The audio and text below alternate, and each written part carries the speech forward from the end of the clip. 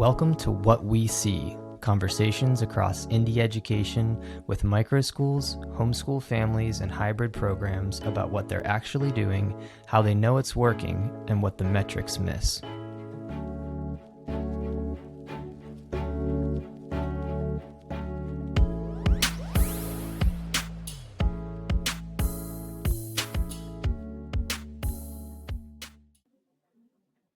I'm here with Lacy Manship from ALC Mosaic, and this is a special episode, I guess, for me because I know Lacy quite well. Lacy's a partner and collaborator with myself and many others at ALC Mosaic for the last, this is what, 13 years, I think.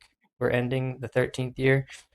Um, so, Lacy, thanks for joining me for this conversation. I'm excited to, this is probably the fifth or sixth one, and other people I've talked to so far, I've either met for the first time on the call or barely know. And so it'll be interesting to ask you questions about an environment that I know intimately well, but to hear from your perspective, um, how you see learning at ALC Mosaic. So let's start like we always do. Um, Tell me a little bit about, who you are. I guess it's not so much you've been building for a while, but yeah, like who are you and how did you get into all this? And bring me up to speed. Yeah. Um, yeah, so I guess that for me, my background is in early childhood education, and I was always, looking for the most progressive kind of practices and play-based and really interested in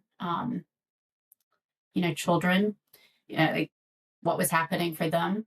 And when my own son was born, he had just turned eight. Well, he'll be turning 18 this week. Mhm. Um, I think I, you know, kind of started.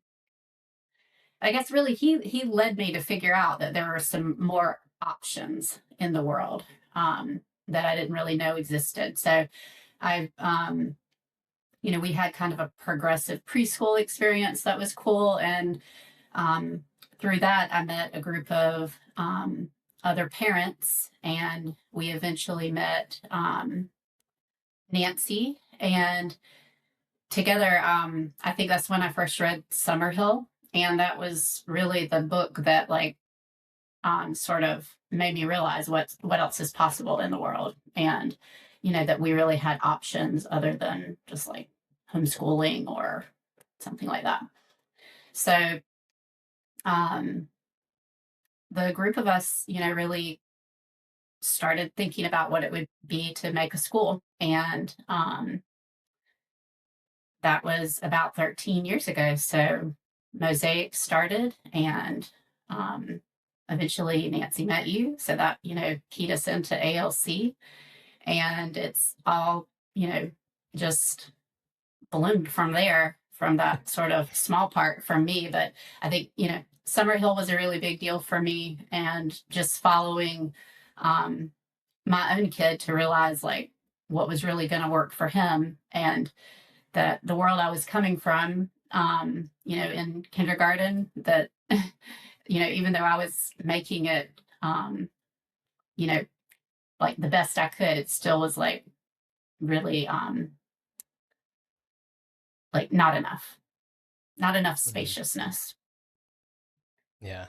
And then you completely blew the lid off of the restrictions and had all the spaciousness with how ALC and Mosaic and then ALC Mosaic kind of started. For 13 years now, it's been quite an evolution in terms of I think maybe one of the challenges we hear from parents is like, you guys are always changing things every it's things are always changing here. Like, well, yeah, we're tinkering a lot, things evolve. I think finding our identity, It's for agile, so yeah, it would be expected. um, figuring out how to serve families while like that all have their own kind of, you know, microcultures and values while we're trying to hold some sort of particular center around how we believe children learn and how we want to approach learning without, kind of the same school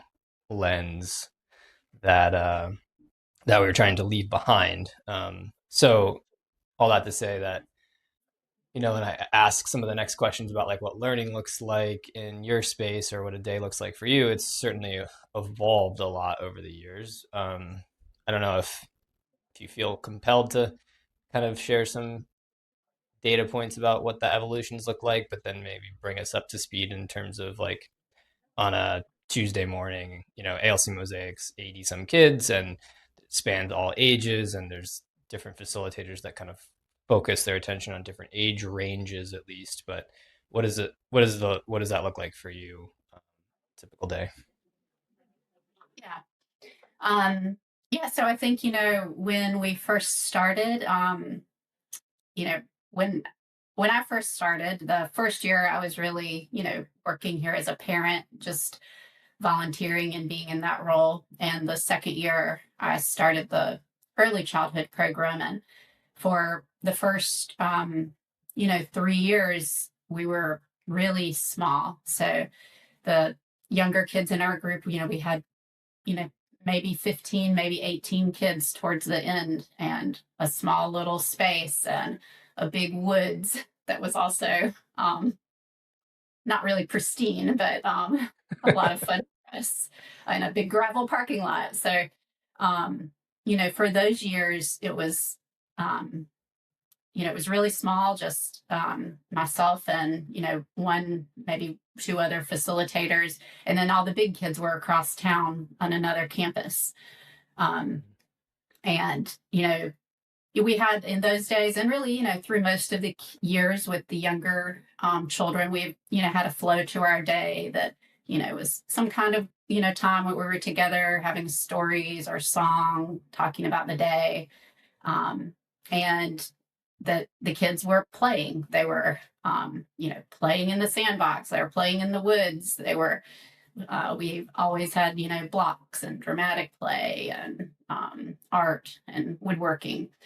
Um, and for most of those years, definitely in the early years, we've had a flow to our week. So we might have kind of like a central project that the adults were offering for the day. So it might be a cooking project or an art project or having bike day or something like that. And then that was kind of like our sort of little thing we were offering for the day. And then the kids they were playing, they were coming up with all their own things through the rest of the day. And our week had a flow, the field trips and being at the park has always been an important part of what we're doing, in our flow with kids.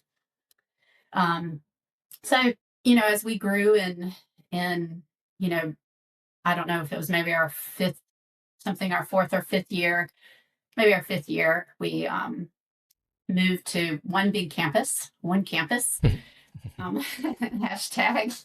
And, all of us were together. So, we suddenly grew in a way, right away in that moment that we all came to the campus together. And in the next few years, we grew a lot. Just, we had more space, and our numbers grew pretty quickly over the next, 3 or 4 years. And I think, things in the play yard with the young kids stayed mostly the same. We had some like touch points in the day for them, maybe a morning circle a lot of years. A snack time has always been like an important part of the day to like, just, sort of gel things together. And the kids, they play, they're on the trikes, they're, Mm-hmm. playing with sticks.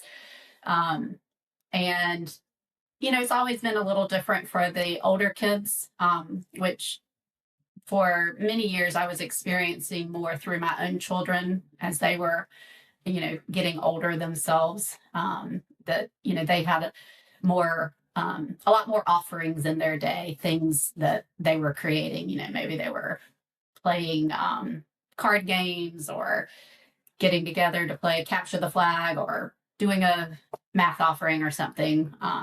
And for most of those years, it was um, the kids setting the day or setting the week to figure out, okay, what are we doing today? What's happening? What are kids offering? What are adults offering? And with those two programs, were together, but kind of in side by side. There were a lot of collaboration between youngers and olders, but there was a bit of definition between them. Um, and oh gosh, so things things have shifted many times, but I guess the another another big moment was um, a shift in our program towards being really more all in one program, and um, that looked a few different ways over the years, but trying to have more sort of collaboration between the youngers and olders and understanding what that looks like.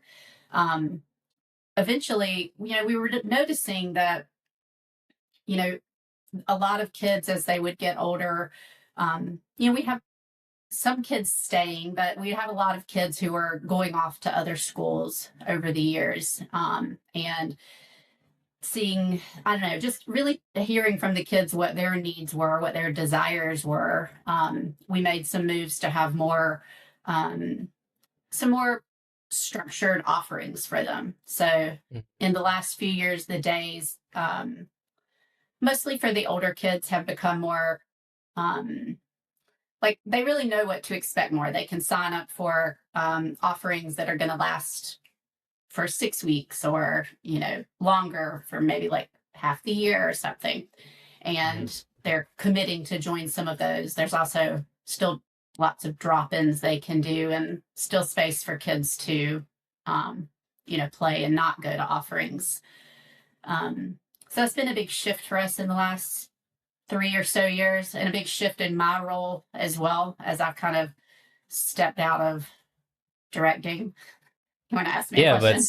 but stepped into it almost feels like a bit of a full circle because your career started, in early childhood education and also in, teaching writing and literacy, and teaching at the university level. And so there's kind of like now it feels like a full circle or just like a blending of all those things in terms of your role has kind of now become, I mean, among many other things, but you kind of hold this space for literacy at the school and writing and expression through writing and reading, but not probably in ways that look conventional. And so I just want to dig into that a little bit. Like, tell me a bit about that space that you're holding these days, because I think you know reading and writing is always going to be like one of the things in schools, no matter how progressive or self-directed or whatever, that people are always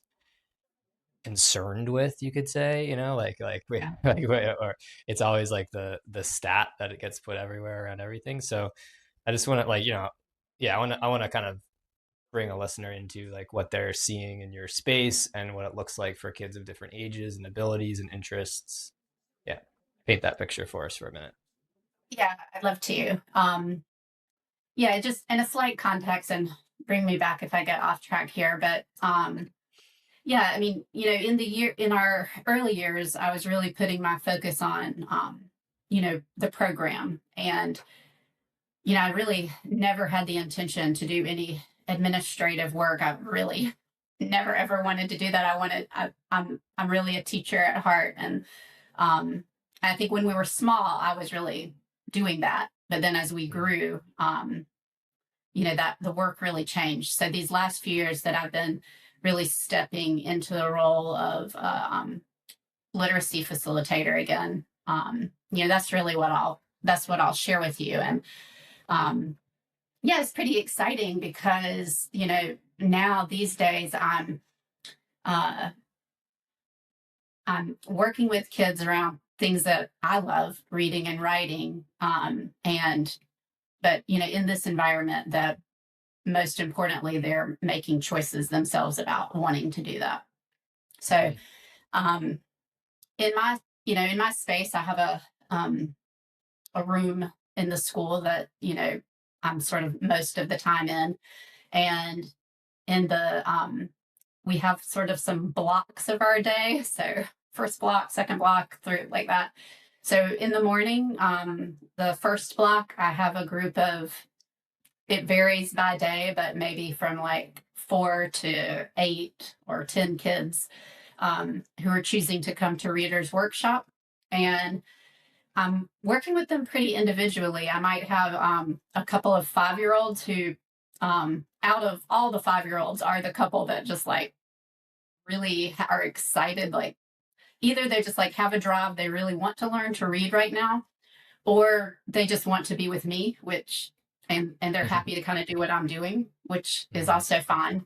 So, they might be doing some sort of literacy games, working on letter sounds, or, reading decodables or predictable books. And then I might have, also at my big table is kind of like, feels like the little homeschool world that my own children Kitchen never had. table. Yeah, exactly. Yeah. But because in such a group of so many kids, there are, enough kids that want to do that with me, which is so fun. It even looks like grandma's kitchen table too. It really does. Yeah.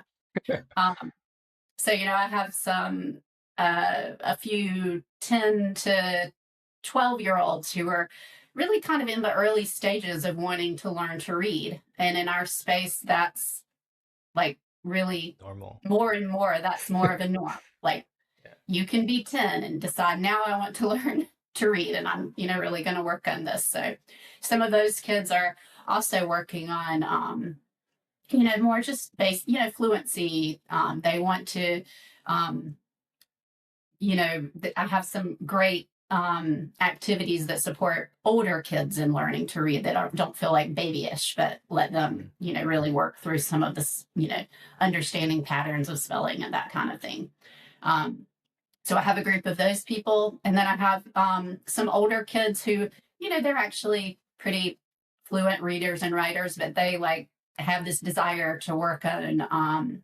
Often it's like spelling, or some people want to work on handwriting, which I could care less about, but it's what's exciting for But them.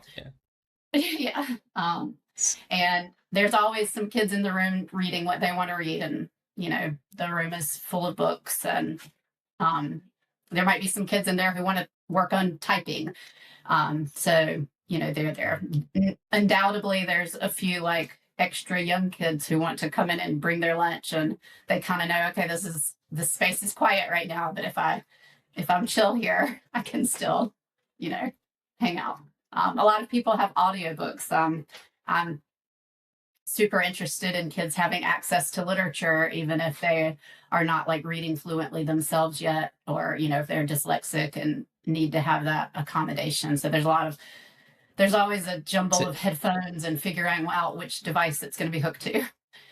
So this is readers. We're calling this readers workshop, and Yeah, I this call is it. so. Yeah, go ahead. Mhm.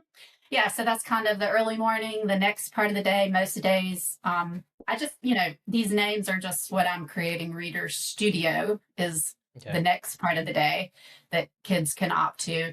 And it's this time when really we're all reading. So, there might be a little gathering moment where we're having a short discussion, or somebody's sharing about what book they're reading, or, maybe there's something that's come up that's pertinent to the whole group. I'm definitely known to share like a poem that, just as a group thing that might last 5 minutes or less. And then everybody's finding their books, and they're just spread out around the room reading. And you might take them a few minutes to like settle in, but I'm really encouraging to see this time as like, it's pretty special and sacred to get to be in a room of your friends and all read together. That's not something that's you can do at home. You can read at home, but it's fun to be able to like turn to your friend and be like, I'm on book 5 of Wings of Fire, and this just happened. Can you believe this? Which, they kind of do all the time. And they like to come tell me like, oh, I finished this. Can you bring me a stack of books I might like? Which is kind of my favorite, moment of the day, when I can just gather a bunch of books and see, they'll see what, might be interesting for them. Yeah, basically. So, so I think Mhm. I just want to like sit in this part of the conversation for a bit because I think I mean I think what you've just painted is a very unique picture for a lot of people. So we're talking about a reader's workshop or reader's studio that's spanning ages 5 to teenager. That's basically just a space for, you know, where can wherever you are in your interest in reading, writing, literary expression, you can kind of come. And so you kind of created this literal physical space where people know like that's what you go to the space for, and you can do it at any age with any ability, with any kind of modality. So you know, you also said something before that I think is probably perks a lot of people's ears up, which is like 10-year-olds that are just deciding they want to learn to read for the first time. And, in our environment, that's for a lot of people, that's really radical or dangerous. Maybe for us, it's pretty normal. So I would just like to kind of pull on a little bit of this of like, in terms of a 10-year-old that's hasn't, that's now deciding to learn to for the read for the first time. In our environment, there's no like ahead or behind.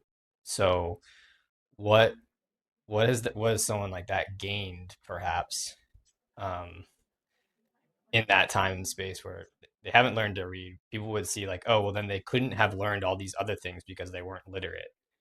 But what could they have learned perhaps, or what might have been available to them because they chose to delay that time? And then also just, what is what's something about learning in this environment that you think would really surprise people that are just used to conventional schooling, aside from kind of these like this picture that we've already painted, which I think is surprising. Um, yeah, maybe I'll answer the last one first because it came to me. Um, I think, I mean, it could be surprising to know that that while right outside my door is the play yard. So, they're just kids running around. There's, screaming, they're playing, they're climbing the trees, they're in the sandbox, there's woodworking happening. All this is right outside the door. And all of these kids, they're choosing to come in and work on reading and writing. And that's that's pretty significant to me because you know they have access to all of those other options, and um, and and they have access to be in a place where like both are valued, and given that they do make that choice at various moments, in various kids, um, to come and they want to do it. So um, yeah, I think that's like, good for people to know that like if you trust and are patient, you know, kids are going to follow. And, and culturally, I think that's something we've built over the last, 3 or 4 years, especially that like so many kids at our school like love books and they're interested in writing, and like building that culture is like it might not happen in the school if you don't build the culture, even if, it might be happening at home for sure. So Yeah. that's that part. Um, the other part about, yeah, 10-year-olds um, waiting to learn to read, the, the possible gains there that I've seen in kids is the main one is that when kids are coming to reading out of their own desire and readiness, especially with young children, um, then it just happens so much more with so much more ease. So whether that's a child that like is like more neurotypical and they've just been doing other things, and they have an interest, it just happens for them so fast they don't really need a lot of instruction. They might enjoy that or want the support or mentorship, um, but it can just happen so much more quickly. And then Mm-hmm. for a child like that's not that's like neurodiverse, maybe dyslexic particularly, um, and if they're waiting until they actually have the real desire and drive, then it lets them shed a lot of that, like the sort of adults needing to push them into something, which is just like so not fun on either side, and just can create so much torment for a person that's it's already like, a lot of difficulty for them to learn to read. And when you add on top of that the like emotional turmoil of like adults who care and love for you trying to push you to do something that's going to be really hard for you, um, before you've really chosen that for yourself. um, but Like the when kids self-image that you're like, I mean, like what you're kind of stories you're learning about yourself. Like this is everyone says I'm supposed to be able to do this and I should do this and this is so important and I can't. And it's like it almost starts to overshadow all the other aspects of your intelligence and your gifts that are, equally or more important to be in touch with at that point. And this just becomes the paramount thing, and then it can have all Yeah, these kind of, yeah. yeah, so that like both of those scenarios, whether it's neurodiverse, neurotypical, it's for me all about like the child's identity as, in this case, as a reader or writer. And if we allow the spaciousness to wait for their own readiness and desire, then you don't have to like go back and teach somebody like their identity, like that's just already there, and that's Mhm. the hardest part, you know. um That's and the hardest what have part. they been doing in the meantime? I mean, tons of so much any child could have been learning, and likely was, maybe they have been spending years in the sandbox, and they have like so much engineering skills in their head, or they have like such a connection to nature because they've just been playing outside and climbing trees for 10 years. um, Yeah. you know or they have become like, expanded on what it means to be a leader by leading all the games and playing. I mean, there's so many possibilities because, um, the act of being able to, you know, functionally read, look at words on a page and read them, or write your ideas pen and paper down. Um, that's just one aspect, of course, of like all the things you could learn. And it's just one aspect of literacy anyway, because there's so many other, you know, ways that those children are already literate in their worlds. And, this is just one piece. And for some of them, it comes easy. For some of them, it doesn't. And Yeah. yeah. Yeah. Okay. Well, I've been typically keeping these conversations 30 minutes or less, but we're going to go over because I think there's just a lot here. But well, I want to ask you a couple of questions that I've been asking other folks. And yeah, I mean, answers may be obvious, may not. What if you had to translate what kids are, you know, actually learning and doing into a report card or a test score? What would be lost? Or another way to ask this would be, what's something you've witnessed in a kid and their learning that you wish more people could see? Yeah. Um, I one thing that I think about a lot is like this, by being in relationship with kids, and being able to share, with a parent, or like for maybe that kid later, even like a story of something that, like a moment that really meant something, um, like to them and their learning, or like that I felt it. Um, like for instance, there's a, I think 14-year-old that spends a lot of time working on her writing in the playroom. And how this person, like, I mean, her writing itself is pretty cool, could speak for itself. But if I was like try to translate to that to like a rubric and a score, I mean, maybe it would get a fine score or whatever. But what's lost is all of these moments that this person like like she actually has a pretty full schedule of other things, but just in every spare moment, she comes in, grabs the iPad, and she wants to, write more. And she's like, "Oh, did you go back and leave me more comments? Oh, I want to work on that." And she's dragging in her other teenage friends to like read my writing, or she's like taking it to go, she's working on it at home. Um, like that, all of those details like say Right. so much more about what's happening for her, and who she is as a writer and a person, and like her who she is as an academic, even than like some number from a rubric, which would lose just literally everything important, Yeah. about what's happened for her in this piece of writing. So Yeah. yeah, you're basically losing everything human, Everything you. everything worth knowing, in my opinion.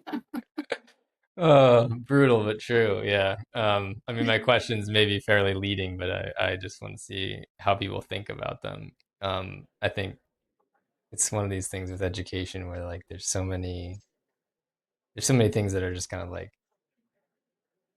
well, like it seems so obvious. Why would we do that? But we still do it, or we're still doing it in conventional education. Can't get out of it in the industry somehow. So, but I think it's helpful to just like put that right there in front of you and stare it down and be like, this is look how ridiculous this is, and look where the real depth really is. So we'll end with this one. You can kind of choose either or answer them both together again, but um, the questions I've been asking here are, the dominant story about learning in our society is still that it's measurable and that it happens in classrooms. So I know that's not your story because I know you well. So what story would you tell instead about learning? Or maybe another way to put it would be, what do you think the world needs to understand about how kids actually learn? Yeah, I mean, I guess when I think about learning, it's like this, so multifaceted, so ongoing, so connected to place and to people. So, um, you know, every like if I think about myself, everything that I have learned that's been like really important and valuable to me, um, has been so connected to other people, like to the person that gave me that book, or who I read it with, or the person, even in a classroom setting, the like mentors I had that really like sat with me and talked about what was happening for me in my life and how that connected to, some important thing that I was learning. So I think it's like those social connections, like that's really the um, that's really what how real learning happens. You know, even if that's from a book or something that doesn't seem like directly connected to a person, that is like the reason for doing it is usually there. The reason Hmm. somebody is going down that particular path for learning. There's nothing like dry about that. That's like social and complex and interesting, and it's pretty impossible to. I mean, why would you want to measure relationship? It's lame. Because we need to know if it's working. We need to know if we can trust you.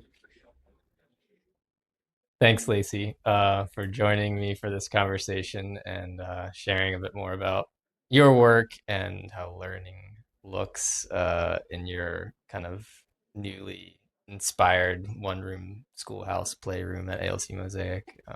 Yeah. Uh, yeah, I really appreciate it. Thanks. Thank you.